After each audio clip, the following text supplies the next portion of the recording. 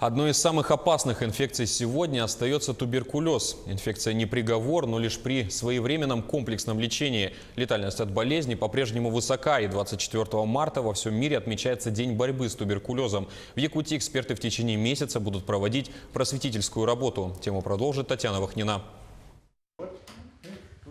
Субфебрильная температура, слабость и кашель. Эти симптомы могут свидетельствовать о туберкулезе. Инфекция коварна слабой выраженностью. На ранних стадиях она выявляется только с помощью медицинской диагностики. Флюорографию необходимо проходить ежегодно. Для собственного здоровья очень важно пройти вовремя флюорографическое обследование один раз в год. Туберкулез полностью излечим, но лишь при своевременной терапии. При отсутствии лечения человек живет не более 4 лет.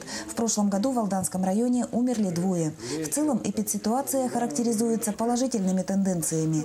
Уменьшается число впервые заболевших и бациллярных больных. Нет случаев детского туберкулеза. В то же время изменилась возрастная категория больных. Чаще всего заболевают молодые люди. 24 марта во всем мире отмечается День борьбы с туберкулезом. В Якутии объявляется традиционный месячник, включающий множество мероприятий. Они нацелены как на повышение грамотности населения, так и на формирование культуры. В обществе как больные, так и излечившиеся люди нередко сталкиваются с враждебностью. Если раньше больные туберкулезом были своего рода изгоями, сейчас в районе такого, в принципе, я не наблюдаю. Но тем не менее, имеются отдельные случаи. Николай Исаков проходит профилактическое лечение. Впервые он заболел туберкулезом в 1996 году. Спустя 6 лет к рецидиву привела пневмония. Одно легкое пришлось удалить. Вскоре запущенный туберкулез обнаружился у сестры. Когда Николай и Тамара вылечились и вернулись домой, они в полной мере познали отторжение общества. Уезжайте обратно в больницу, ложитесь.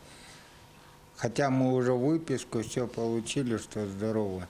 Туберкулез поражает не одномоментно. Заражение происходит при длительном контакте с бациллярным больным. Основной мерой профилактики врачи называют здоровый образ жизни. Чем больше у организма защитных сил, тем выше его способность противостоять инфекции. Татьяна Вахнина, Сергей Шипачев, Алдан.